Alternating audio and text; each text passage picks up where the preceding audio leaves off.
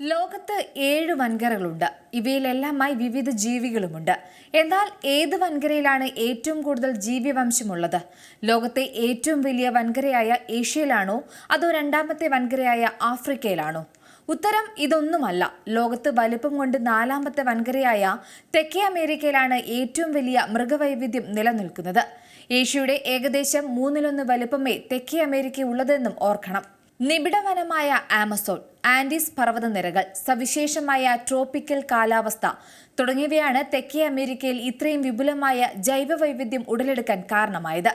എന്നാൽ മുൻപുള്ളതുപോലെയല്ല ഇപ്പോൾ ഉള്ളതെന്നും തെക്കേ അമേരിക്കയിലെ ജീവിവർഗങ്ങൾ വലിയ പ്രതിസന്ധികൾ നേരിടുന്നുണ്ടെന്നും വിദഗ്ധർ പറയുന്നു. വനനശീകരണം, മെർക്കുറി ഖനനം, കാലാവസ്ഥാ വ്യതിയാനം എന്നിവ മൂലം തെക്കേ അമേരിക്കയിലെ മൃഗങ്ങൾ ധാരാളം ഭീഷണി നേരിടുന്നുണ്ട്. ലോകത്തെ ജൈവവൈവിധ്യം സംബന്ധിച്ചുള്ള വിവരശേഖരണം കഴിഞ്ഞ കാലങ്ങളിൽ തകൃതിയായി നടന്നിരുന്നു.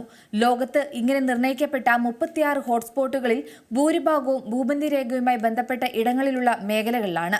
ഇതുവരെ എടുത്തിട്ടുള്ള ഔദ്യോഗിക കണക്കുകൾ പ്രകാരം 7341 മൃഗസ്പീഷീസുകളാണ് തെക്കേ അമേരിക്കയിൽ ഉള്ളത്.